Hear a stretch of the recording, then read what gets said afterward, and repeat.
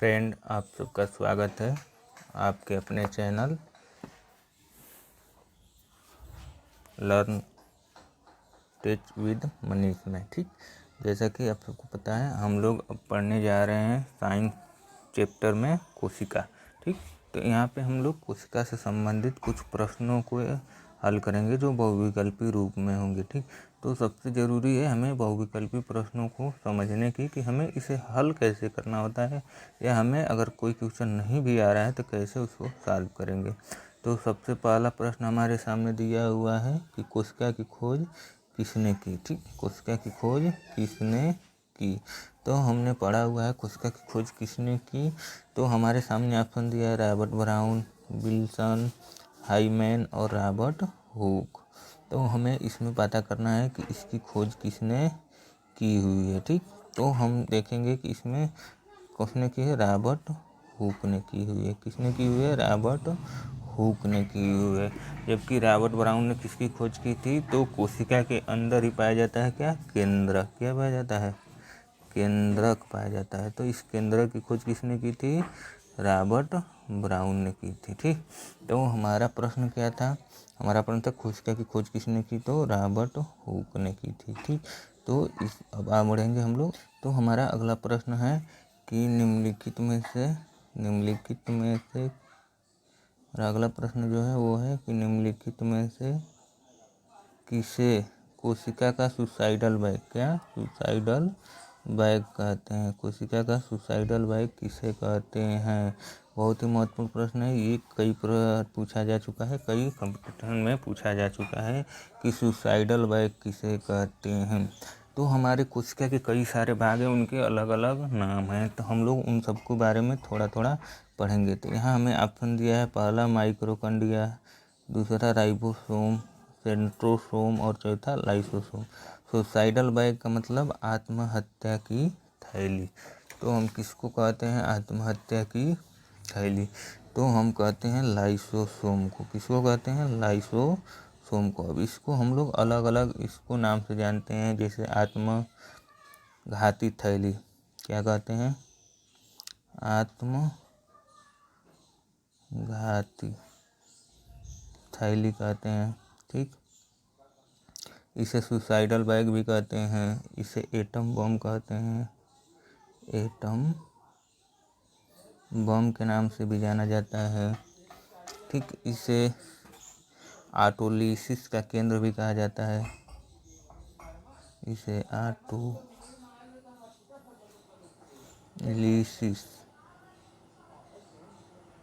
का केंद्र भी कहते हैं। ठीक, और इसे एक स्वर्ण स्पष्टीकरण का केंद्र भी कहा जाता है। तो इस प्रश्न का जो आंसर होगा लाइसोसोम होगा। इसी तरह से हम लोग माइक्रोकंडिया को क्या कहते हैं, तो माइक्रोकंडिया को हम लोग बोलते हैं पावर हाउस या कोशिका का पावर हाउस। और इसी तरह से हमें राइबोसोम दिया हुआ है, ठीक, सेंट्रोसोम दिया हुआ है। ठीक, तो अब हम लोग चलेंगे अगले प्रश्न की तरफ और इसको तो हमारा अगला प्रश्न भी बहुत ही महत्वपूर्ण प्रश्न है, हम लोग इसको समझेंगे। भारत में यौन अनुपात, यौन अनुपात का मतलब लिंगा अनुपात। ठीक, लिंगा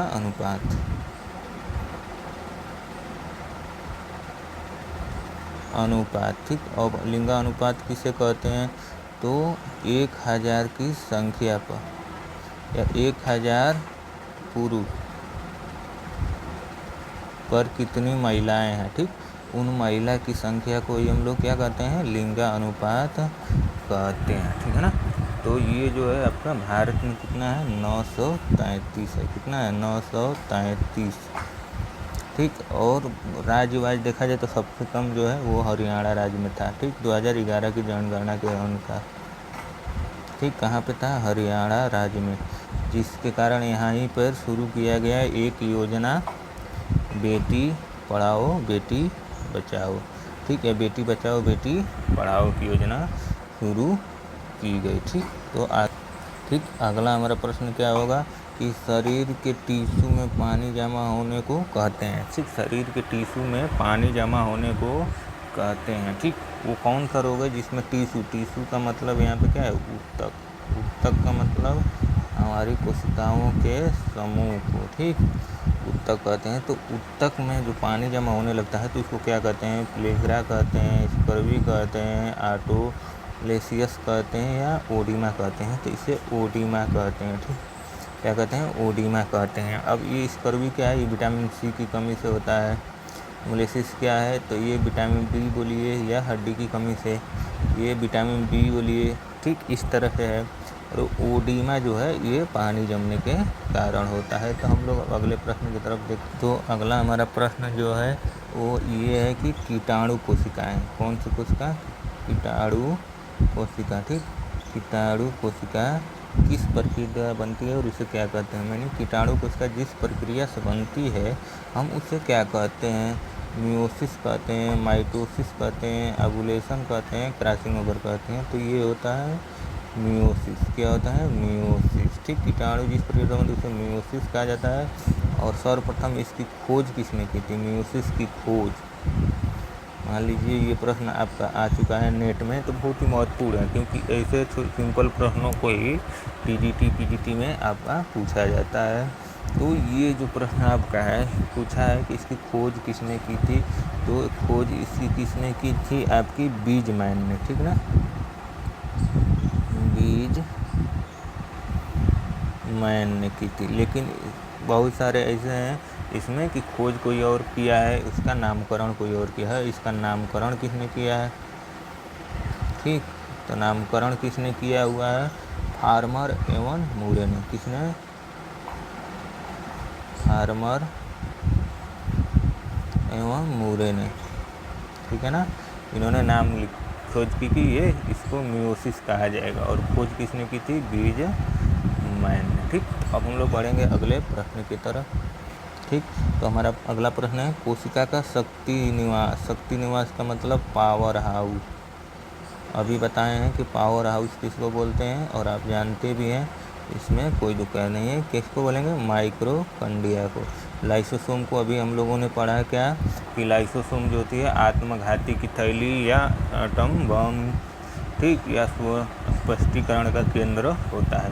तो यहाँ कोई दिक्कत नहीं है, ठीक। तो अगला हमारा प्रश्न क्या है? स्वप्रतिलिप्तिकारी, ठीक, किस है? इसमें से कौन ऐसा है जो स्वप्रतिलिप्तिकारी है? लाइसोसोम, माइक्रोकंडिया, गोल्गी का केंद्र। तो इसमें से कौन सा है? माइक्रोकंडिया। माइक्रोकंडिया जो होती है स्वप्रतिलिप्तिकारी होती है। इसे पावर हाउस भी कहा जाता है, ठीक। ये जो है नीले हरे शैवाल और बैक्टीरिया को छोड़कर सभी में लगभग पाया जाता है। किस में नहीं पाया जाता है? ये कई बार पूछा जा चुका है।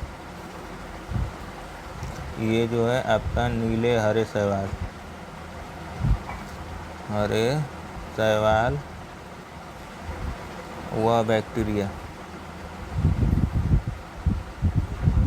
नहीं पाया जाता, इसमें पाया नहीं जाता है, ठीक है ना।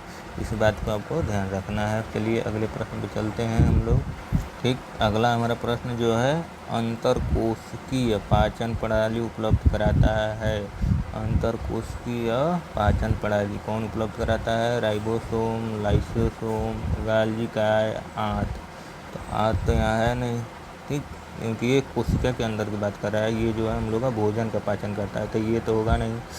अब राइबोसोम क्या है? तो ये प्रोटीन का संश्लेषण करता है, जो प्रोटीन हमारे शरीर में उसका संश्लेषण करता है, ठीक है। तो इसमें से जो होगा लाइसोसोम। अभी लाइसोसोम के बारे में पढ़े हैं, ये आत्मघाती थैली है, ठीक।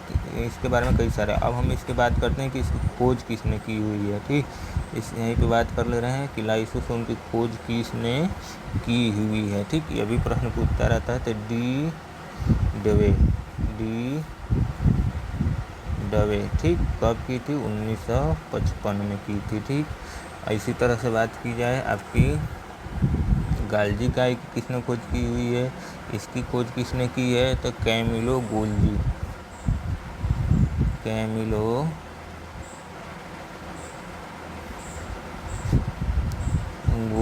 ठीक। तो गोल्गी से हमको ये इसमें नाम में ही मेंशन रहता है तो पता चल जाता है। अगर बात करें राइबोसोम की खोज किसने की हुई है? तो प्लेड में, ठीक है ना,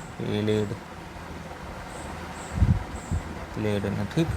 तो हमारा जो है प्रश्न था इसका आंसर होगा लाइसो। ठीक, अगला प्रश्न है डीएनए में उपस्थित होता है, डीएनए में उपस्थित होता है। अब इसमें प्रश्न में आपके दिया हुआ है केंद्रक, माइक्रोकांडिया, गाल्जी का उपकरण या ए और बी, यानी केंद्रक और माइक्रोकांडिया दोनों। तो इसका आंसर जो होगा सी होगा। डीएनए में केंद्रक और माइक्रोकांडिया दोनों में उपस्थित होता है, ठीक ना। डीएनए केंद्रक और माइक्रोकांडिया में उपस्थित होता है। और आप भाई डीएनए का फुल फॉर्म पूछता रहता है, तो इसका फुल फॉर्म क्या होता है? डीऑक्सी, ठीक है ना, डीऑक्सी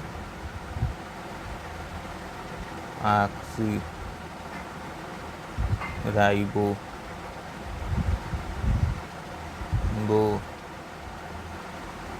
न्यूक्लिक अम्ल। ठीक, इसका फुल फॉर्म क्या होता है? डीऑक्सी राइबो न्यूक्लिक अम्ल होता है, ठीक है ना। इसका फुल फॉर्म डीएनए का फुल फॉर्म होता है। अब अगले प्रश्न, ठीक, अगला प्रश्न हमारे शरीर की सरलतम इकाई है। ठीक, तो सरलतम इकाई क्या है जो हम लोग पढ़ रहे हैं? सेल यानी कोशिका। यह शरीर की सबसे छोटी से छोटी या यूनिट होती है। ठीक, तो यहाँ कोसा दिया हुआ है जिसको कोशिका हम लोग कहते हैं। अगला प्रश्न है डीएनए पाया जाता है उसका द्रव, राइबोसोम, क्रोमोटीन में, तो ये पाया जाता है क्रोमोटीन में। किसमें पाया जाता है? क्रोमोटीन में पाया जाता है, ठीक ना। ये जो है आपका क्रोमोटीन में पाया जाता है। अगला प्रश्न हमारा जो है कोशिका के प्रोटीन संश्लेषण करता है, तो अभी बता चुके हैं कौन करता है? राइबोसोम करता है, ठीक है ना, राइबो।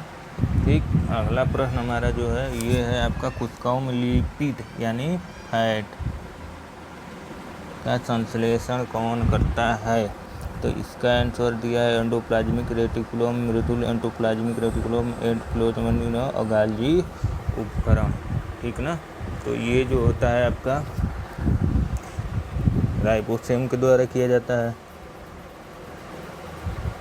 ठीक, और ये जो है आपका ये दो भागों में बटा होता है, एक होता है एसियम और एक होता है आरईएम।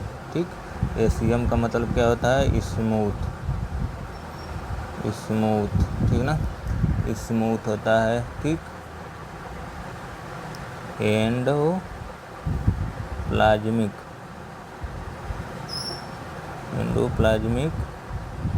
रेटिकुलम, ठीक, रेटिकुलम होता है। ठीक, रेटिकुलम होता है। ठीक, इसका फुल फॉर्म। और रफ आरईएम के क्या हो जाता है? यहाँ स्मूथ की यह रफ हो जाएगा यानी खुरदरा। ठीक, तो ये जो है कोशिकाओं में लिपिड का संश्लेषण कौन करता है?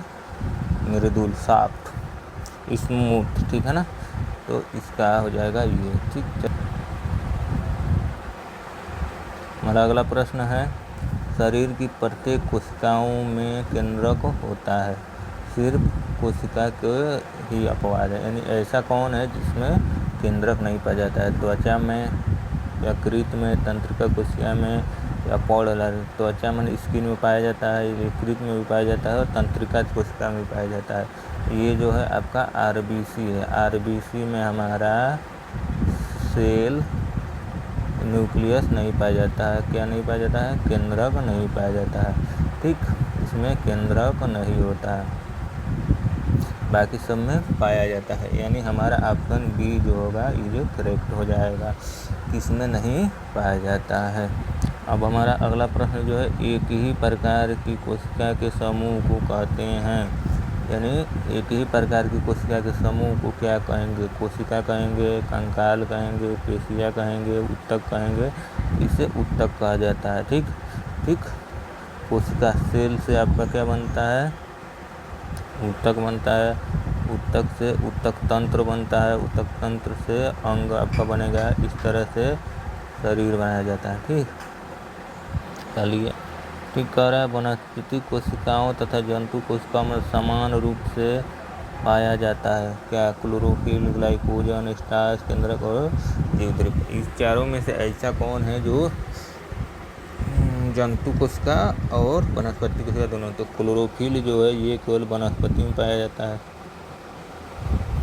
ग्लाइकोजन जो है आपका जंतु में पाया जाता है, लेकिन केंद्रक और जीव द्रव जो है दोनों में पाया जाता है। ये वनस्पति कोशिका में भी होगा और जंतु कोशिका में भी होगा। हमारा अगला प्रश्न जो है, कोशिका का सबसे महत्वपूर्ण भाग होता है केंद्रक, कोशिका द्रव, कोशिका भित्ति और जीव द्रव। ठीक, तो इसमें क्या होगा, केंद्रक होगा। केंद्रक जो है कोशिका का सबसे महत्वपूर्ण भाग होता है। और केंद्रक की खोज किसने की हुई है, रॉबर्ट ब्राउन ने। किसने, रॉबर्ट, केंद्रक खोज किसने की हुई है, रॉबर्ट ब्राउन ने। ठीक, कब की हुई है, 1831 में। इसे और किस नाम से जानता जाता है, तो ये कोशिका की नियंत्रण बिंदु के नाम से जाना जाता है, नियंत्रण बिंदु के नाम से भी जाना जाता है। तो आज के सेशन में इतना ही। आपको कैसा लगा वीडियो, धन्यवाद।